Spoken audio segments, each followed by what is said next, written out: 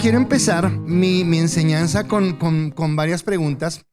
Y yo sé que somos cristianos, yo sé que amamos a Dios, yo sé que, pero voy a pedirle por un momento que no sea como tan espiritual, porque sé que la pregunta me va a contestar usted, Cristo, y yo sé que es verdad, pero entonces por favor ese momento hagamos de cuenta que no estamos en la iglesia, que no es el pastor el que está preguntando, sino estamos en una reunión social o lo que sea, y que esta pregunta nos la hacen así como inesperadamente y quiero que la piensen. Y en esa pregunta es, ¿cuál es su héroe o su superhéroe favorito? Piense, ¿cuál es su superhéroe favorito? ¿Cuál? Superman, dice acá Alexandra, porque Giovanni se parece a Superman. Muy bien, muy bien. Uy, bien, Giovanni. Hace 8 años no sabía jugar fútbol, pero hoy es Superman. Pues bien, vamos mejorando. ¿Alguien más? ¿Quién más? Batman, dice acá la señorita Chelsea. Sofía, ¿cuál es tu superhéroe favorito? Iron Man. Oh, Iron Man. ¿Quién más? ¿Nadie más? Bueno, no puede ser de esto, puede ser un artista, puede ser un cantante, puede ser un deportista. ¿Alguien tienen que admiren? ¿A quién? ¿A la roca? ¿La roca de tu salvación o cuál roca? La roca, ya, la roca, muy bien, a la roca. ¿Quién más? Lady esta que se habla, ¿a quién admiras? Ya la vi, así que no se esconda. ¿A quién? A Cristiano Ronaldo. ¿Mejor que Messi? ¿Mejor que Pelé? Ok, listo. Cristiano Ronaldo. ¿A quién más? Olguita, ¿a quién? A mi papá, sí, claro, muy bien. El papá. ¿A quién más? Giovanni, ¿a quién?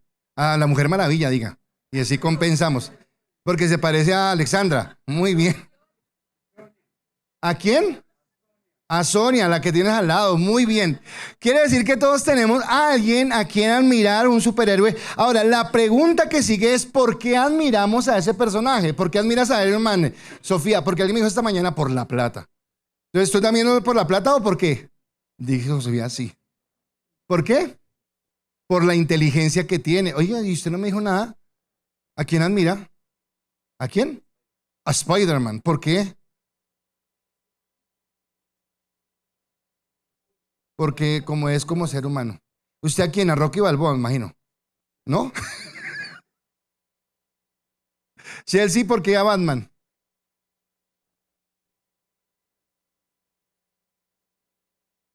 Por su agilidad. Listo. Ahora, cada uno pensó, ¿verdad? Dijeron Sonia, dijeron el papá, dijeron Cristiano Ronaldo, todos ellos. Pero ahora la pregunta es, ¿de alguna manera nos identificamos con ellos? ¿De alguna manera? ¿O hay algo que nos identifique con ellos? Me imagino que Lucho es por lo crack, ¿verdad? Y es que nos identificamos en el fútbol, en cómo jugamos. O sea, hay algo, pero de pronto no que seamos iguales, pero que nos gustaría llegar nos admira algo de esa persona. Ahora, cuando pensamos en los héroes ficticios, ya no Cristiano Ronaldo, ya no el papá o Sonia, sino cuando pensamos en estos que son ficticios, resulta que estuve averiguando un poquitico y encontré que esta fue una industria que como siempre los norteamericanos, viendo en todo negocio, y vieron que esto podría ser un buen negocio y empezaron la historia de los superhéroes como en los años 20 del siglo pasado. Imagínense, ayer empezaron con esto de los héroes, pero no tuvieron tanta fuerza hasta que apareció Superman, 1938. Y fue el primer héroe que había. Entonces todo el mundo empezó con Superman y de ahí en adelante empezaron a surgir muchos más personajes. Entonces podemos ver a Batman en esa época, la Mujer Maravilla, hasta que encontramos hoy los de Marvel, que son Iron Man, que son Thor, que son todos ellos, en un infinito mundo de superhéroes que existen hoy en día. Ahora, los superhéroes o los héroes que podamos tener que son reales, los podemos admirar. ¿Por qué? Por sus destrezas, por sus capacidades, por sus habilidades, por las cosas que uno dice, wow, por ejemplo, cuando hablan de un personaje como Cristiano, cómo se superó, cómo juega todo esto. Y cuando pensamos en los personajes que son de la fantasía, pues dice Samuel que por la personalidad, pero también de pronto nos impactan los superpoderes que tienen, ¿verdad? Y cómo llegaron a manejar esto. Pero ahora es qué o quién es un héroe. Porque ya estamos hablando de sus capacidades, de sus destrezas, de lo que admiramos de ellos, de lo que están haciendo en los reales, sus capacidades, en los que no son reales, los superpoderes que tienen. Pero en sí un héroe es alguien que realiza una acción abnegada y valerosa en beneficio de una causa noble y que admiramos por sus hazañas y admiramos por sus virtudes. Generalmente alguien a quien admiramos, alguien que se convierte en un héroe para nosotros, es alguien a quien admiramos. Alguien que nos puede dejar una admiración por unas características que lo hacen único o que lo hacen especial. Y esto me lleva a una pregunta aún más importante, porque usted dirá, pastor, ¿y madrugamos para esto? ¿Para que usted nos hable de Batman? ¿Para que usted nos hable de Superman? ¿A eso madrugamos? ¿Para eso dejé mi cama en este día tan frío? Pero resulta que la pregunta que es importante es, ¿por qué necesitamos superhéroes? ¿Por qué necesitamos superhéroes? Y la respuesta a ello es porque necesitamos definir como límites que nos permitan saber hasta dónde podemos llegar y como que alinearnos con alguien que nos dé ciertos ideales o ciertos valores en la vida. Ideales que nos hagan como admirarlos y que nosotros elijamos como seguirlos. Cuando Samuel decía, me gusta este personaje por su personalidad, porque es por lo que es como persona. Entonces seguramente nos infunden coraje, honor, justicia. Y hay algo que me llama la atención, y escúcheme porque esto ya entra en la prédica. Y el mundo, no estoy hablando de nosotros, sino el mundo, a muchas personas en el mundo les cuesta trabajo reconocer a Dios. Les cuesta trabajo reconocer a Cristo. Pero no les cuesta trabajo reconocer un superhéroe o reconocer a alguien a quien admirar. Pero esas personas que se niegan a reconocer a Dios, pero que en cierta forma sí reconocen a un superhéroe, lo que están mostrando es la necesidad de tener a alguien superior a ellos a quien admirar. Escúcheme bien a lo que estoy viendo. Tener a alguien superior, tener a alguien más grande, a quien yo pueda admirar, a quien yo pueda seguir y en quien pueda confiar. 3 cosas importantes: admiración, seguir y tener confianza en que esa persona no me va a decepcionar. Y con esto en mente quiero desarrollar el tema de hoy, y el título que le he dado a la enseñanza es Cristo, el único héroe. Cristo, el único héroe. Y espero que usted pueda ser ministrado. Me gozaba, siempre les he dicho, nunca hablo con los de la alabanza y decirles voy a predicar tal cosa, ustedes canten esto. Pero creo que el Espíritu siempre nos une, y las últimas 2 canciones que exaltaban a Cristo, sobre todo la última, decía que Cristo nos lleva más allá de nuestras barreras, que Él cumple nuestros sueños. Y yo quisiera que usted tuviera eso en mente en la medida que yo esté predicando, porque terminábamos el miércoles el capítulo 7, por fin terminamos el capítulo 7 de Hebreos, que nos hablaba de Melquisedec, y en donde al final decía que Cristo era el garante de un mejor pacto.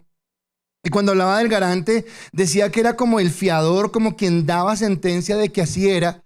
Y en esa garantía de lo que Dios nos ofrecía en ese nuevo pacto, lo que estaba diciendo es que Cristo nos ofrecía una vida eterna, nos ofrecía una vida en santidad y nos ofrecía una vida en perfección, que eso es lo que hace Cristo para nosotros, y Él garantiza. Y el miércoles decía, y Él salió de garante por ti, de una manera personal por ti salió de garante. Y yo decía, cuando yo pensaba en mí, decía, Dios salió por garante por mí. No saben las que se metió Cristo porque yo soy imperfecto. No, pues Cristo sabía que yo soy imperfecto, mas sin embargo salió como garante por mí para ofrecerme esa vida eterna, para ofrecerme esa santidad, para ofrecerme esa perfección. Y acá entonces continúa, porque dice que Dios le dio un lugar sublime en el cielo, y ese lugar sublime habla de un lugar de preeminencia, como un lugar especial, como el mejor lugar en el cielo donde Él puede estar. A eso es lo que se está refiriendo en este contexto. Ahora, lo que va a empezar a hacer a partir del capítulo 8, y vamos a ir más o menos al capítulo 10, 14, no hoy, sino a lo largo de las enseñanzas, es que el autor de Hebreos va a hacer un paralelo, un contraste en lo que era el antiguo pacto y lo que es el nuevo pacto. ¿Qué era lo que representaba, lo que simbolizaba el antiguo pacto, para que nosotros podamos entender la importancia, el valor del nuevo pacto? Por eso quiero empezar con una historia del Antiguo Testamento. Entonces, como siempre, los coloco en contexto. Israel lleva un buen tiempo en esclavitud en Egipto. Dios toma a Moisés, los lleva para que sea el caudillo, los libera, los saca de la mano poderosa del faraón, atraviesan el Mar Rojo y empiezan a deambular en el desierto. Pero estando en el desierto, como ellos son el pueblo elegido por Dios, como vimos anteriormente, Dios había dicho a Abraham que hará de él una gran nación. Como son el pueblo escogido de Dios, hay algo que los va a caracterizar de todo el resto de los pueblos. Y es que ellos van a poder seguir su trayectoria, pero estando Dios en medio de ellos. ¿Y cómo se va a manifestar Dios en medio de ellos? A través del tabernáculo. Entonces Él va a buscar una forma donde Él esté allí, y es donde habla con Moisés. No sé cuánto tiempo llevaba en el desierto, si unos días, si unos meses, si unos años, pero Dios le habla a Moisés en el desierto, y en Éxodo capítulo 25, versículo 1 y 2, y después salto al 8 y 9, dice lo siguiente: Jehová habló a Moisés diciendo: Di a los hijos de Israel que tomen para mí ofrenda. De todo varón que le diere de su voluntad de corazón, tomaréis mi ofrenda. Y harán un santuario para mí, y habitaré en medio de ellos, conforme a todo lo que yo te muestre, el diseño del tabernáculo y el diseño de todos sus utensilios, así los haréis. Entonces lo que está diciendo es que este pueblo va a tener el privilegio de caminar con Dios.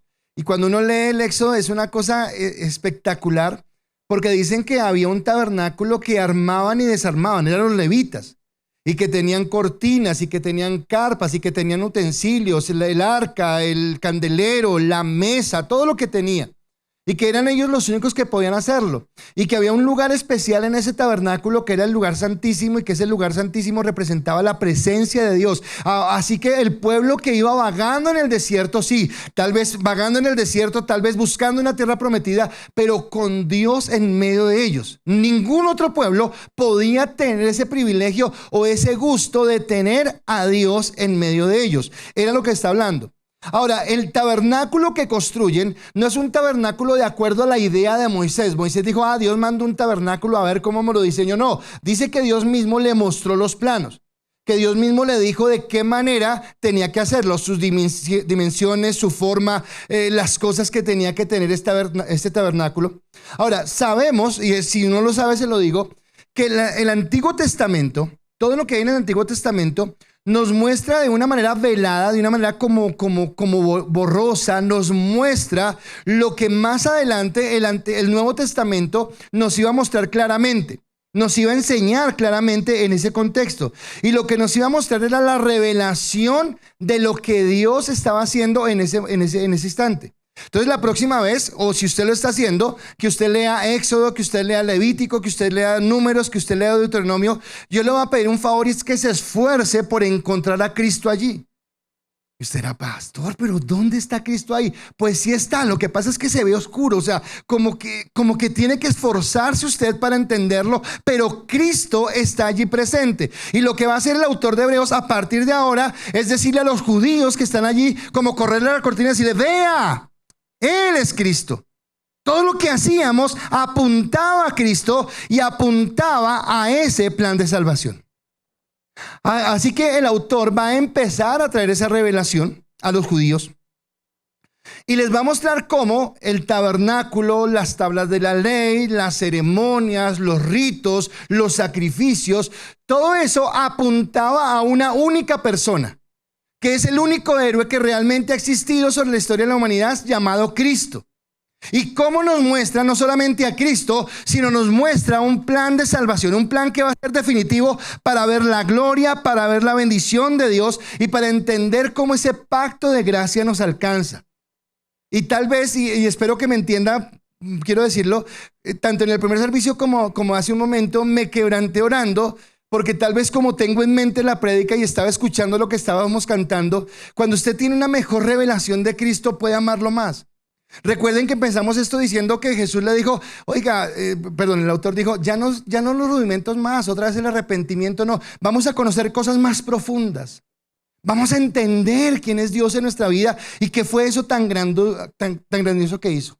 Así que después de que terminó de hablar de por qué era necesario que el sacerdocio de Cristo fuera diferente al sacerdocio de Aarón, que no era conforme al orden de la tribu de Leví, sino conforme al orden de Melquisedec, él empieza a desarrollar este tema. Y mi primer punto en esta mañana es un verdadero sacerdote, un verdadero tabernáculo. Ahora, cuando hablo de verdadero, tanto sacerdote como tabernáculo, no estoy diciendo que lo anterior era mentira. Estoy diciendo que lo anterior era una representación. que no era totalmente lo que Dios quería que conociéramos. Y entonces que ahora termina la representación y nos va a mostrar realmente quién es Cristo y nos va a mostrar realmente cuál es el tabernáculo. Hoy no vamos a hablar ni un poquitico del tabernáculo, pero seguramente a lo largo vamos a seguir hablándolo. Pero va a hablar esto y recordemos que le está escribiendo a judíos que aún creen en sus ritos religiosos.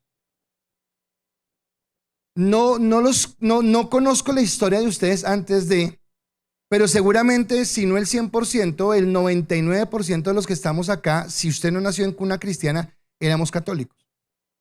De pronto unos católicos que solamente iban a misa cuando había un entierro o cuando había un matrimonio, o de pronto otros católicos que realmente iban a misa cada 8 días y hacían todo el rito religioso. ¿Por qué digo esto?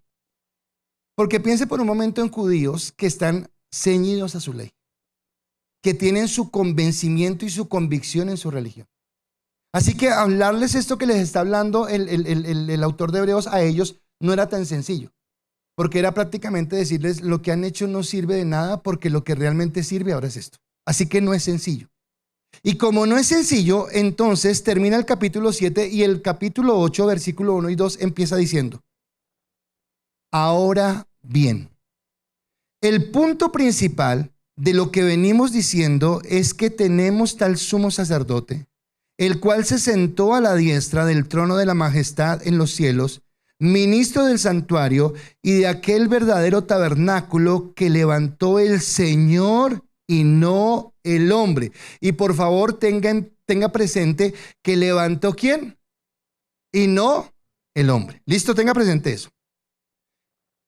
A veces cuando uno lee, como uno está leyendo es de corrido, uno no puede percibir las pausas. Pero déjeme tomarlo así. Es como si el autor de Hebreos estuviera escribiendo. Terminó el capítulo 7 y él hace esto. Ok. Ahora bien, es como si él tomara un tiempo para decirles: vea, señores, yo sé bien lo que les voy a decir, pero sé que para ustedes va a ser complicado. Entonces lo quiero explicar despacio. Dirían en esta época, se lo quiero explicar como para dummies. Quiero que ustedes entiendan bien qué es lo que está significando. Y esto es lo que va a empezar a hablar él. Y empieza, dice, tenemos un sumo sacerdote. Y cuando habla tenemos, voy a hablar en dos sentidos, en dos tiempos. Tenemos es que ahora usted y yo tenemos un sumo sacerdote, porque ese sumo sacerdote es eterno, que es Cristo y perdura en el tiempo. Pero para ellos, en este momento donde siguen haciendo sus ritos y sus ceremonias, les dice: Señor, señores, tenemos un sumo sacerdote. O sea, como diciendo, no sigan haciendo lo que están haciendo porque es inútil, porque ahora tenemos en la actualidad un sumo sacerdote. Cristo, quien de una manera velada, quien de una manera borrosa, era presentado por el sistema levítico. ¿Qué es lo que le estoy diciendo? La Torá presentaba a Cristo. Lo que pasa es que no era claro, ni decía Cristo. Pero todo lo que había, las ceremonias, los ritos, los utensilios del tabernáculo, todo apuntaba a Cristo. Ahora Cristo, ese Cristo que es el sumo sacerdote, dice que ya no está acá en la tierra, sino que está en un lugar de preeminencia en el cielo. Y en algún lugar de la palabra dice que Cristo está a la diestra del Padre. O sea que Él está a la diestra del trono de Dios. Y en ese lugar ejerce autoridad, porque Cristo, cuando vence la muerte, Él se constituye rey. Pero siendo rey, a la vez es sacerdote. Quiere decir que si es rey, merece mi adoración, merece mi alabanza, merece mi obediencia. Pero a la vez que rey también es sacerdote. Y recuerde que sacerdote es alguien que intercede por nosotros ante el Padre. Así que este que es sacerdote también merece mi gratitud, merece mi amor, porque Él está intercediendo por mí ante el Padre, además de que ya me dio la salvación. Así que este santuario que había sido profetizado, y ahora escúcheme los tiempos. ¿Por qué los tiempos son importantes acá? Porque le dije que una vez salieron de Egipto y empezaron a estar en el desierto, Dios le da a Moisés los planos de un tabernáculo. Pero Eso sucedió, vuelvo y le digo, no sé si un día, si 10 días, si un mes, si 2 meses, si un año después, no sé cuánto tiempo. Pero hay algo que la palabra sí dice. Y es que tan pronto pasan el Mar Rojo. ¿Se recuerda la canción? Echó a la mar los carros del faraón. Tan pronto pasan el Mar Rojo que los ejércitos de Egipto entran en el mar y ellos quedan cubiertos por las aguas y mueren allí ahogados. Dice que María, la hermana de Moisés, levanta un cántico. Y en ese cántico, en todo lo que dice el cántico, ella coloca unas palabras que son proféticas. Dice Éxodo capítulo 15, versículo 17. Por favor, póngame atención a los tiempos. Dice, tú los introducirás y los plantarás en el monte de tu heredad, en el lugar de tu morada, que tú has preparado, Jehová. En el santuario que tus manos, oh Jehová, han afirmado. ¿Las manos de quién? De Jehová. O sea que este lugar donde Dios les está prometiendo es un lugar hecho ¿por quién? Por Dios. El tabernáculo que hizo Moisés fue hecho ¿por quién? Por el hombre. Pero este tabernáculo dice que es las manos de Dios. Ah, listo, vamos ahí, ¿bien? ¿Qué dice? Que está confirmando que la promesa hecha a Abraham es real. Y este canto profético está entre la promesa a Abraham y cuando Dios le manda a Moisés a hacer un tabernáculo. Está en la mitad. Quiere decir que esto aún sigue siendo profético, unido a la promesa que Dios ha dado a Abraham acerca de la gracia, donde Dios nos va a introducir a nosotros en su tabernáculo de gloria, de bendición. Y ese tabernáculo, que no está en la tierra, sino que está en el cielo, representa el lugar santísimo. Ahora, si usted ha leído la Biblia, sabe que el lugar santísimo era el lugar más sagrado del tabernáculo. Que era tan sagrado ese lugar que solamente el sumo sacerdote una vez al año podía entrar y habiendo primero dado ofrenda por sus propios pecados para después presentarse por el pueblo. Y dice que ese lugar del que está hablando el cántico profético apunta a ese lugar santísimo. Por eso hace énfasis en el que el tabernáculo en el que Cristo está ahora es un tabernáculo levantado por el Señor y no levantado por el hombre. Así que es claro, es levantado por el Señor y no por el hombre. Ahora, entendiendo esto, si usted mira, en la Biblia, todo lo que simbolice el esfuerzo humano por acercarse a Dios, fracasa. Porque no tenemos la posibilidad de acercarnos a Dios. Cuando Adán y Eva en el huerto del Edén caen en pecado, Génesis capítulo 3 versículo 7 dice que ellos, cosieron hojas de higuera y se hicieron delantales. ¿Quiénes cosieron las hojas de higuera? Adán y Eva. Ellos mismos hicieron los delantales. ¿Para qué eran estos delantales? Para poderse presentar delante de Dios. Pero esos delantales que ellos hicieron fueron inútiles. Porque más adelante, si usted sigue leyendo el capítulo 3, va a ver cómo Dios los cubre a ellos con pieles de animales. Porque esto que ellos hicieron con sus propias manos fue inútil, no servía de nada. Más adelante, usted sabe, el diluvio, todo lo que hemos hablado, y entonces el diluvio hace que toda la raza humana se extinga, excepto la familia de Noé. Ellos vuelven a poblar la tierra, esto lo vimos en otra prédica. Pero el corazón del hombre sigue estando apartado de Dios, sigue estando en pecado. Y entonces, quiero que usted sepa o que entienda esto. ¿En qué momento, cuándo es que Dios decide llamar a Abraham para hacer con Abraham un solo pueblo? Resulta que sucede esto cuando después de Adán, entonces dice que empieza a poblarse la tierra y dice que aparecen los primeros hombres poderosos sobre la tierra y habla de un tal Nimrod. Y entonces aparece un Nimrod por allá y dice que es el primer hombre poderoso en la tierra. Y este hombre Nimrod se le ocurre una majestuosa idea. Y esa majestuosa idea está en Génesis capítulo 11, versículo 4, que dice: y dijeron, vamos, edifiquémonos una ciudad y una torre, cuya cúspide llegue al cielo, y hagámonos un nombre por si fuéramos esparcidos sobre la faz de toda la tierra. ¿Qué dijo Nimrod? ¿Hagamos quién? El hombre. ¿Qué van a hacer ellos?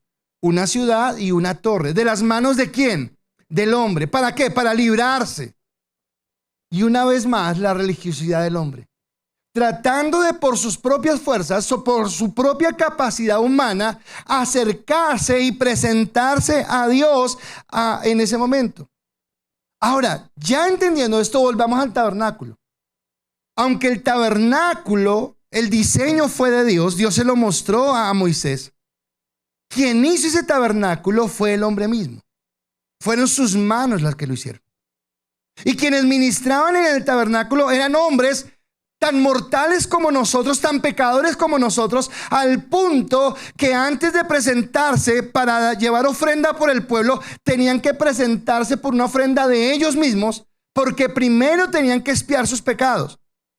Quiere decir esto, que no era su sacrificio perfecto, que la ley no podía perfeccionarlos, que esto, por más que ellos quisieran, no les permitía acercarse a Dios.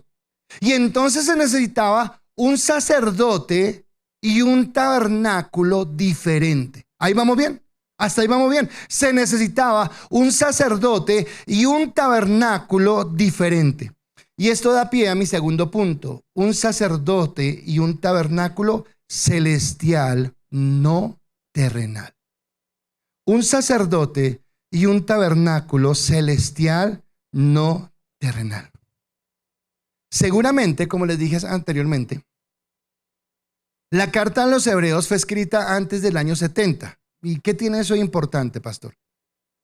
Que en el año 70 se cumplió una profecía que Cristo había dado antes de morir, y es que iban a ser destruido el templo, y cuando se destruye el templo se acaba todo el rito de la parte levítica. Pero hasta ese momento Cristo ya ha resucitado, ya ha hablado con la gente, ha subido al cielo, pero los judíos que no se han convertido al Señor siguen practicando sus ritos, siguen haciendo los sacrificios, siguen haciendo todo común y corriente. Y entonces a ellos, el autor de Hebreos lo que hace es hacer una diferencia y decirles: señores, ustedes siguen haciendo esto terrenal y yo no hay necesidad de hacer esto terrenal porque ahora hay algo celestial. Y Hebreos capítulo 8, versículo 3 al 5 dice: porque todo sumo sacerdote está constituido para presentar ofrendas y sacrificios, por lo cual es necesario que también éste tenga algo que ofrecer.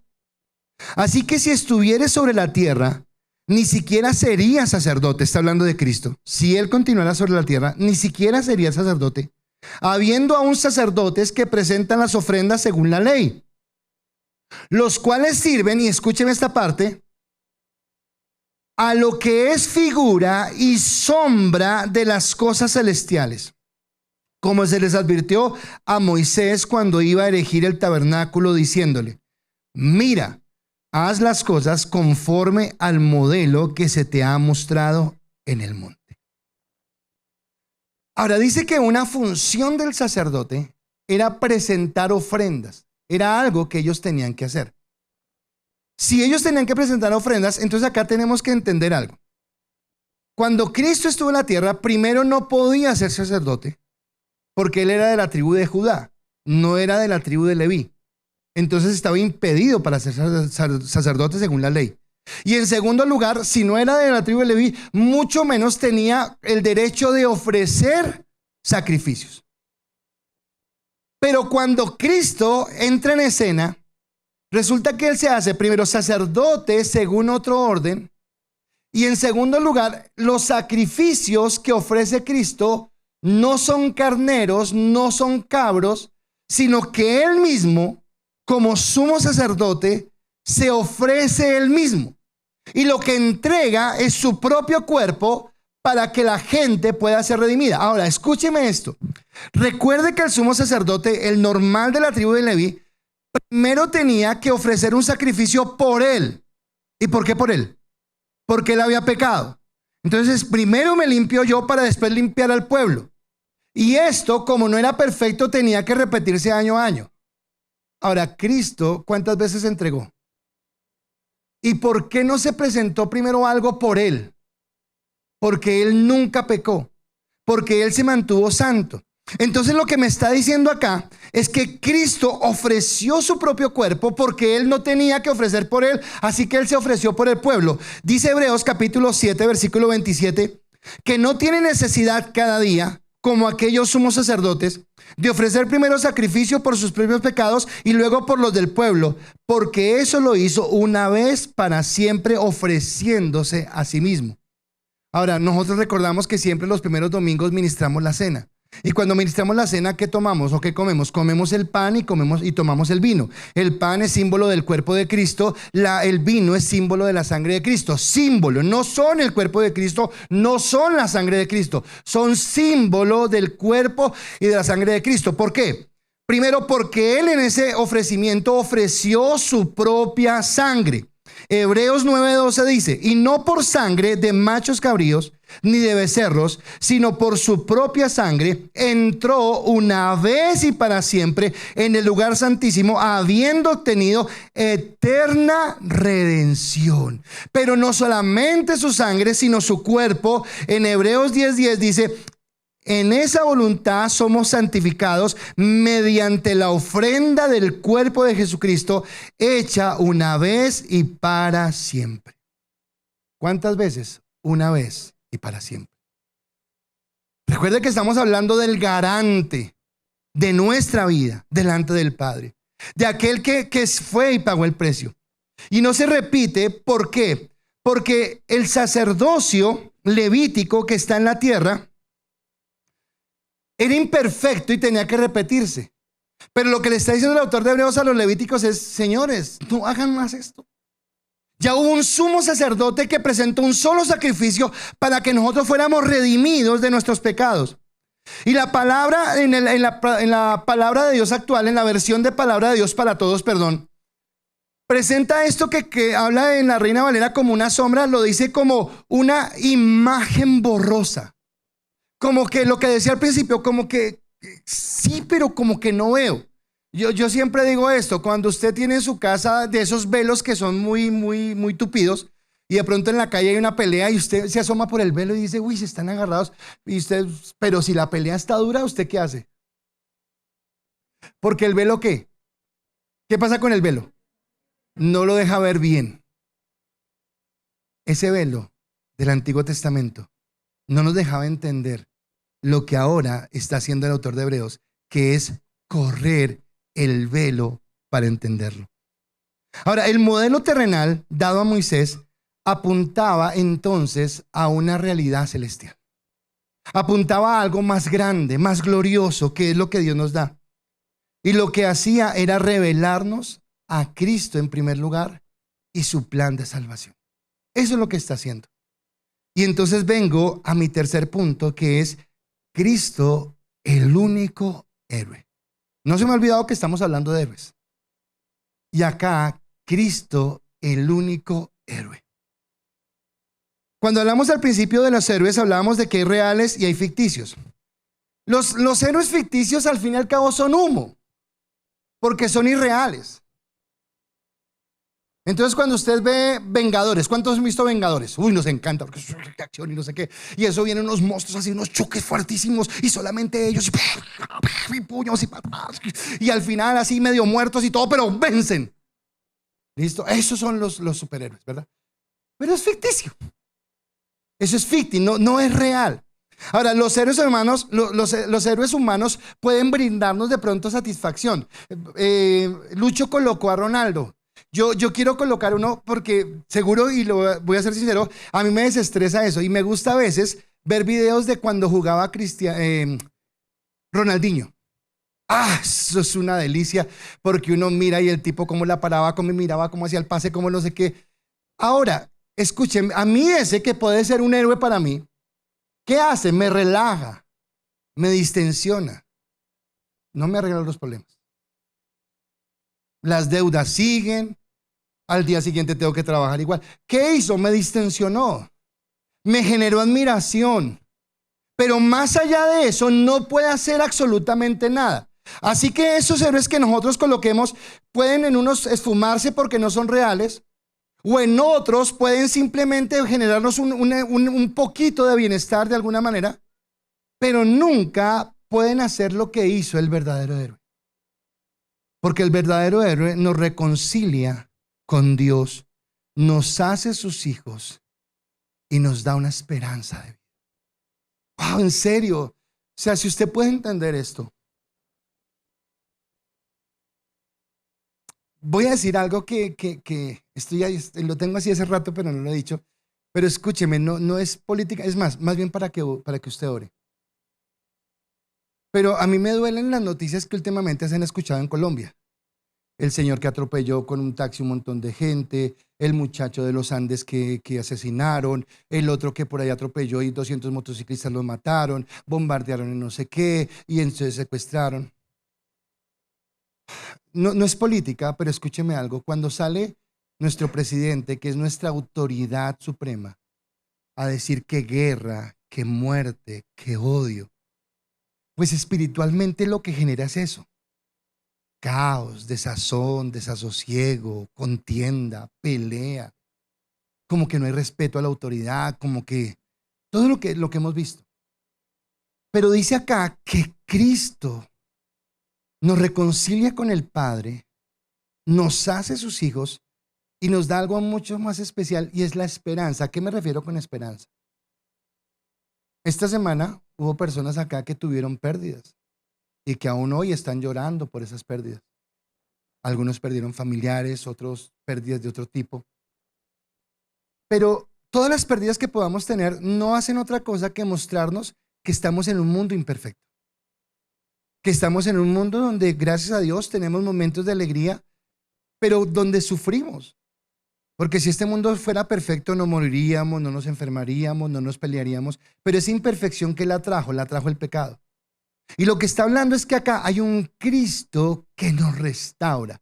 Por eso el versículo 6, de Hebreos 8 dice, pero ahora, tanto mejor ministerio es el suyo, está hablando de Cristo, cuanto es mediador de un mejor pacto establecido sobre mejores promesas. Escúcheme, quiero detenerme acá, porque mi intención hoy realmente era predicar todo el capítulo 8. Y el título de esta prédica no era ese el título. Pero llegué a este versículo 8 y no pude. Y me quedé ahí. Y me quebranté de entender quién es Cristo. Y quisiera que Dios me diera la gracia para poderlo transmitir de la mejor manera, para que usted lo entienda. Este nuevo pacto, que es el mismo pacto que fue anunciado a Abraham. Que es el mismo pacto que se le dio al Señor, nos permite entender que hay algo mucho más grande para nosotros. Y dice, y que son mejores promesas que el pacto con Moisés. Ahora, cuando decía que el pacto con Moisés, lo primero que yo hice, espere, ¿por qué mejor que el de Moisés? Si la ley de Jehová es perfecta. ¿Por qué es mejor que el de Moisés? Y resulta que mi respuesta es la siguiente. Porque el pacto de la ley estaba condicionado al cumplimiento de unas normas. El pacto de la ley decía, haz esto y vivirás. Pero cuando el pacto de la ley decía, haz esto y vivirás, y de pronto Israel levantó la mano y dijo, ok, listo, vamos a hacer eso y vamos a cumplir, lo que entendió Israel, lo que vio en su propia experiencia, era su imposibilidad. Escúchame, no era posible cumplir ese pacto. No había cómo cumplirlo, no había cómo el hombre por sí mismo ser mejor. Es más, no solamente no había cómo hacerlo, sino que el hombre tampoco quería. Todos nosotros, conocemos personas, de pronto amigos, de pronto compañeros de trabajo, de pronto familiares que son más cercanos a nuestro corazón, a los cuales les hemos predicado esta palabra. Esto que es claro para nosotros. Y como que no entienden. Y usted dice, pero ¿cómo no entienden esto? ¿Pero cómo si es sencillo? Bueno, la palabra dice porque no pueden. Y es más, usted y yo tampoco podíamos. Y es donde entiendo la gracia de Dios. Porque si usted y yo lo entendemos es porque su gracia nos alcanzó para entender la misericordia que Él tiene. Y el saber cómo Él realmente es nuestro superhéroe, porque este superhéroe realmente cambia y transforma nuestra vida.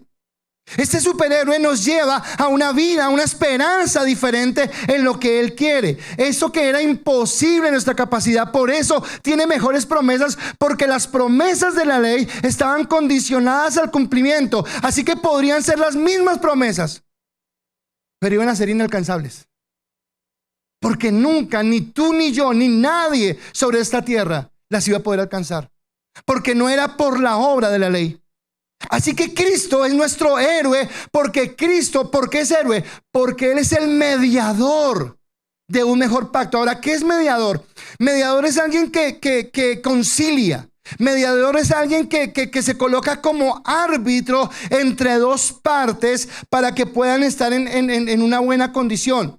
Ahora, hablando de esto, Pablo en la carta que le escribe a Timoteo dice lo siguiente: porque hay un solo Dios y un solo mediador entre Dios y los hombres, Jesucristo hombre. Ahora escúcheme, no dice Jesucristo el hombre, no coloca artículo. Dice que Jesucristo es tanto Dios como hombre.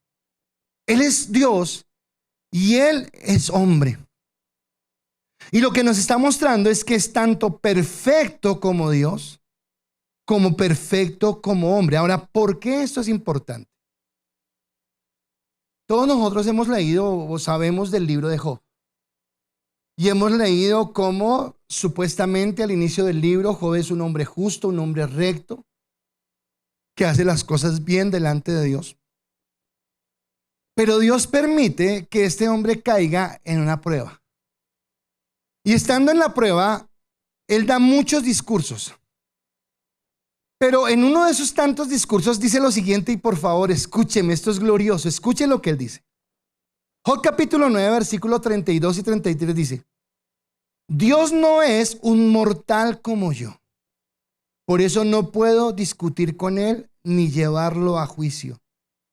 Si tan solo hubiera un mediador entre nosotros, alguien que pudiera acercarnos el uno al otro.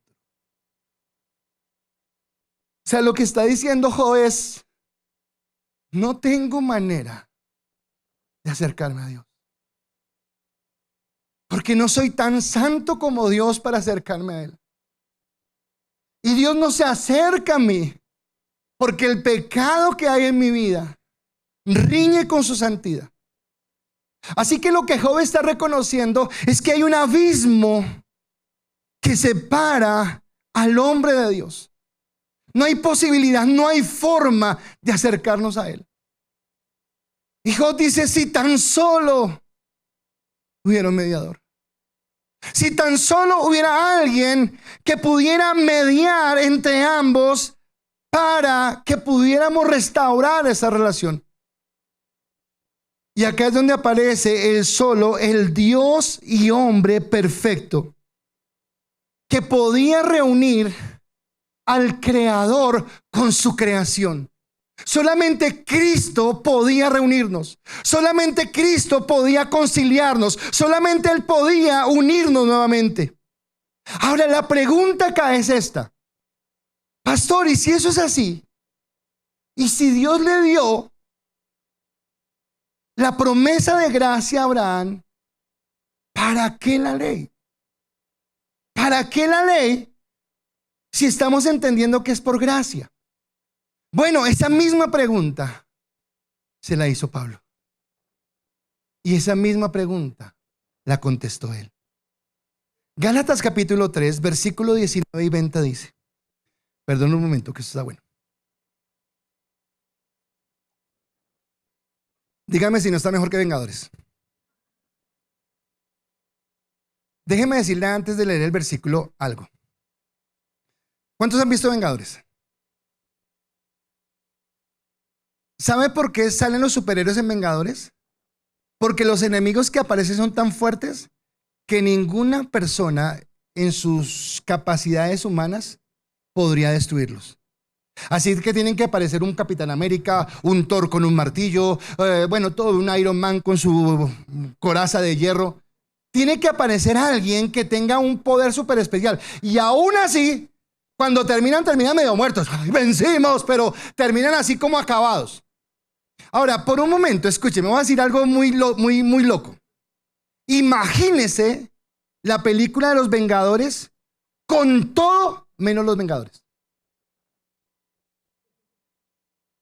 ¿Qué pasa si la película fuera real y estuvieran todos menos los Vengadores? ¿Cómo estarían los seres humanos? Graves. Así está el mundo sin Cristo. Esa es la realidad del mundo sin Cristo. Porque no hay un nosotros, una capacidad de enfrentar los poderes. Ahora, ya entendiendo eso, vamos a Gálatas. Y dice Gálatas 3 del 19 al 20. Pablo dice, entonces, ¿para qué se entregó la ley? ¿Fue añadida a qué? ¿Fue añadida a qué? Escuche, fue añadida la promesa para mostrarle a la gente sus pecados. Pero la intención era que la ley durara solo hasta la llegada del Hijo prometido. Por medio de ángeles, Dios entregó su ley a Moisés, quien hizo ¿qué? ¿De qué hizo Moisés? De mediador entre Dios y el pueblo. Ahora bien, un mediador es de ayuda si dos o más partes tienen que llegar a un acuerdo. Pero Dios, quien es uno solo, no usó ningún mediador cuando le dio la promesa a Abraham. Espere, Dios, pero Pablo está hablando de Moisés, después salta Abraham. ¿Cómo es el asunto? Cuando habla de que Moisés es mediador, podríamos decir que la ley es la mediadora. Y la ley, como mediador, fracasó. Porque la ley no pudo conciliar las dos partes. Porque una de las partes falló. ¿Qué parte falló? La del hombre. Porque la ley estaba supeditada al cumplimiento. Y para el hombre, no solamente que no podía, sino tampoco no quería. Pero ahora, en esto que es imposible, entonces dice, pero cuando Dios hizo la promesa a Abraham, que la promesa es por gracia, dice que la trajo de una manera unilateral, solamente de parte de Dios, porque estaba apuntando a Cristo. Ahora, los objetivos entonces para que existiera la ley son dos. La primera es para mostrarle al hombre su pecaminosidad y lo imposible que era por él mismo salvarse. Ahora, vuelva a los Vengadores. Vuelva a la película, pero sin Vengadores. Dígame si eso fuera real y si usted fuera parte de esa escena, ¿cómo estaría usted? Dígame, ¿cómo estaría? Angustiado, preocupado, sin esperanza, no sé a dónde correr, no sé qué hacer. No hay forma de vencer esto tan grande que hay, porque en nuestras fuerzas ¿es qué? Imposible. Bueno, derrotar esta naturaleza pecaminosa, romper este yugo, y en serio que acá vuelvo a la gracia. Porque nos duelen las personas que no aceptan a Cristo.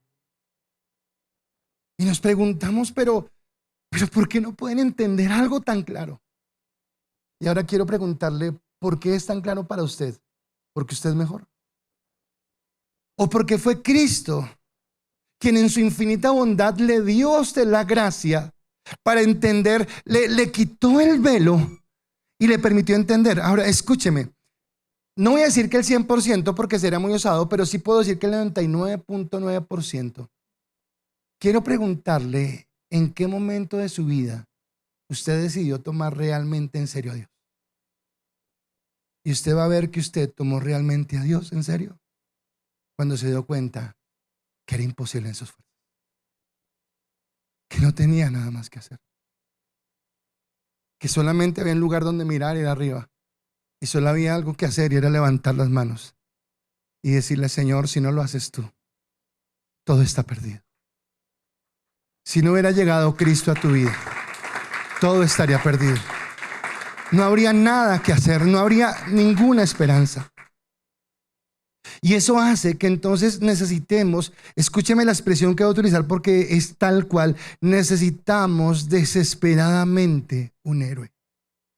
Necesitábamos desesperadamente. ¿Recuerdan lo que dijo Job? Señor, si por lo menos hubiera un mediador entre nosotros. Y está hablando que necesitamos un héroe. Así que la primera razón por la cual se dio la ley era porque Dios tenía que primero mostrarnos qué tan mal estábamos para entender la necesidad de un Salvador. Porque la gente en el mundo que no conoce al Señor, ¿por qué no lo acepta? Porque no es consciente de su necesidad, porque no entiende que necesita a ese Salvador. Ahora, pero la segunda razón, ¿recuerda que le hablé de Jesucristo, hombre? Que es Dios y hombre. Bueno, escúcheme, yo no tengo que poner a prueba a Dios para saber que Dios es perfecto, porque en sí mismo Dios es perfecto. Pero Cristo como hombre sí tenía que mostrar que era perfecto. Y la única manera que él tenía para mostrar que era perfecto y que podía hacer el sacrificio era viviendo entre un pueblo pecador, manteniéndose en santidad. Y en donde todos nosotros fracasamos, que él pudiera mostrar que él no fracasó. Así que es este Cristo el que viene. Pero cuando Dios le hace la promesa a Abraham y le dice que de su simiente, entonces viene la palabra simiente. Tiene que ser, o sea, no era cualquier persona, sino que tenía que venir por línea genealógica. Ahora, la palabra simiente no aparece en Abraham. La palabra simiente aparece mucho más atrás. El hombre peca. Caín y Abel son expulsados del huerto del Edén. Pero Dios habla a la serpiente y le dice: y pondré enemistad entre ti y la mujer, entre tu simiente y la simiente suya. Esta te herirá en la cabeza y tú le herirás en el carcañal. Sigue avanzando. Y hay un momento donde Dios toma a Abraham para que sea el fundador de ese pueblo escogido por Dios. Y en Génesis 22:18 le dice: en tu simiente serán benditas todas las naciones de la tierra, por cuanto obedeciste a mi voz. Así que desde el principio, cuando la palabra dice en Efesios 1:4 que Él nos escogió en Él desde antes de la fundación del mundo, Él nos escogió no porque tú fueras a portarte bien o mal, sino Él te escogió porque sabía que Cristo iba a pagar el precio por ti para ser el garante de un mejor pacto donde Él responde por ti. Y escúcheme, es que yo no puedo adelantar las prédicas, pero donde Él coloca la ley ahora en nuestro corazón para que no seamos salvos por la ley, sino por la gracia, porque Él se convierte desde el principio en el mediador, en aquel por el que oró Job. Ya estaba establecido. Y era el que podía, como hombre perfecto, ir delante de Dios y como Dios venir en medio del pueblo, hablarnos a nosotros de parte de Dios y hablar a Dios de parte de nosotros para reconciliar algo que era irreconciliable y para aquello que era imposible para nosotros, lograrlo a través del sacrificio y de la sangre de Cristo en la cruz del Calvario. Y eso sí merece un aplauso. Eso sí merece darle la gloria a Él, porque es por Él que hemos sido restaurados, redimidos, levantados y fortalecidos. Ahora, ¿cómo no ver a Cristo como nuestro único héroe? Y escúcheme, no dije Cristo el verdadero héroe, no dije Cristo el mejor héroe, no dije Cristo el que, no, dije el verdadero. Porque no le estoy diciendo que no siga yendo Vengadores, vaya. Pero cuando vaya, entienda que ninguno de esos se compara con Cristo, porque solamente hay uno que realmente es nuestro héroe, que nos rescató de una condenación eterna, que es nuestro hermano mayor y se convierte en nuestro mejor ejemplo y a la vez se convierte en nuestro héroe. ¿Sabe que hoy en el mundo encontramos muchos héroes que lo que promocionan son antivalores? ¿Sabe que muchos de nuestros jóvenes van corriendo detrás de los cantantes de reggaetón que lo único que traen es podredumbre, dolor, tristeza, desgracia. ¿Sabe que familias enteras se han roto por seguir a un político de la derecha o un político de la izquierda porque pensamos que son los salvadores y lo que traen es desunión y dolor y tristeza? ¿Sabe que muchas personas pierden su vida detrás de seguir cosas fantasiosas y no conocer a Dios? ¿Sabe que muchos de los héroes reales se alimentan es de la ovación de las personas y lo que alimentamos son sus orgullos y sus egos cuando nos levantamos a que sean grandes estrellas y grandes reconocidos por el mundo? Pero existe un único héroe que nosotros lo necesitábamos, que era necesario que estuviera y que fue capaz de salvarnos. Pero no solamente nos salvó, sino que nos llevó al Padre y nos hizo sus hijos. Y ahora nos hace vivir en plenitud y tal vez en esta tierra podamos vivir en cierta forma la plenitud. Pero vuelvo y le digo, en esta tierra nunca será nada perfecto. Porque Jesús dijo, en esta tierra tendréis aflicción. Pero Él nos promete una esperanza mayor, algo eterno, que es a lo que estamos apuntando, y es la eternidad con Él, cuando caminaremos por los siglos con Él, en su gracia, en su amor y en su bendición. Y eso fue lo que Cristo ganó por nosotros, el héroe verdadero. Recuerda que al principio le dije cuál era la definición de un héroe, se la vuelvo a repetir. Alguien que realiza una acción abnegada, valerosa, en beneficio de una causa noble. Dígame si eso no fue lo que hizo Cristo por nosotros. Si eso no fue lo que alcanzó Él por nosotros. Así que agradecemos y admiramos a Dios a través de Cristo. No solamente por sus hazañas, sino por su amor y por su virtud. Con todo esto, si usted ha sido tocado por el Espíritu Santo para que conozca a Dios, le pregunto, ¿cómo no amarlo?